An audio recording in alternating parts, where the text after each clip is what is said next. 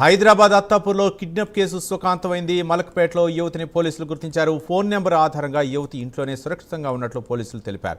అసలు యువతి కిడ్నాప్కు గురైందా లేక దీని వెనుక మరేదైనా కారణం ఉందా అనేది తెలియాల్సి ఉంది.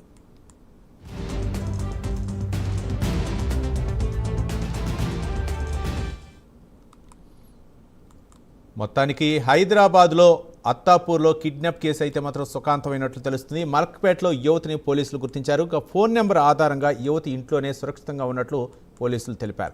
అసలు యువతి కిడ్నాప్కు గురైందా లేక దీని వెనుక మరి ఏదైనా కారణం ఉందా అనేదే తేలాల్సి ఉంది. దీనిపై మరిన్ని వివరాలు మా కరెస్పాండెంట్ కుమార్ అందిస్తారు. Kumar, thank you Ravi.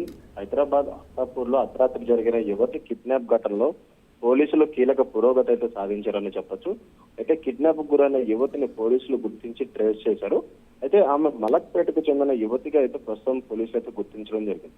అయితే యువతి mobile phone cell tower location ఆధారంగా గోల్కొండ టాస్క్ ఫోర్స్ పోలీసులు ఏదైతే ఆచూకీ కనుగొన్నారో అయితే ఘటన తీవ్రత దృష్ట్యా పోలీసులు 5 ప్రత్యేక బృందాలు ఏర్పడి ముఖ్యంగా దర్యాప్తు ముమ్మరం చేశారు. అయితే అత్తాపూర్లో అర్ధరాత్రి సమయంలోనే కారు వాహనాల్లో వచ్చిన కొందరు యువకులు యువతిని బలవంతంగా ఎక్కించుకుని తీసుకెళ్లిన ఘటన తీవ్ర కలకలం అయితే రేపింది. అయితే వారి నుంచి తప్పించుకునేందుకు మొదటగా యువతి అక్కడ సమీపంలో ఉన్న ఏదైతే పిల్లర్ నెంబర్ 147 దగ్గర జాయ్ హాస్పిటల్ అయితే చేరుకుంది. అక్కడ సెక్యూరిటీ సిబ్బందితో తనకు హెల్ప్ కావాలంటూ కూడా వాళ్ళని అడిగినట్లయితే తెలుస్తుంది. అయితే ఇటు ఆమె వాళ్ళతో మాట్లాడుతున్న సమయంలోనే ఇటు కార్ వెహికల్ లో ఒక 2 వ్యక్తులు అలాగే స్కూటీపై మరొక 2 వ్యక్తులు వచ్చి అక్కడ ఉన్న సెక్యూరిటీ సిబ్బందితో వాగ్వాదం దిగిన అమ్మాయిని అక్కడి నుంచి తీసుకెళ్లిపోవడం జరిగింది. వెంటనే అక్కడ ఉన్న సెక్యూరిటీ సిబ్బంది 100కి డయల్ చేసి సమాచారంతో వెంటనే పోలీసులు అలర్ట్ అయ్యి అక్కడ చేరుకోవడం జరిగింది. ఆ తర్వాత ఆ కార్ వెహికల్ ఎటు వెళ్ళిందో అక్కడి నుంచి పోలీసులు ఛేదించుకుంటూ వెళ్లారు.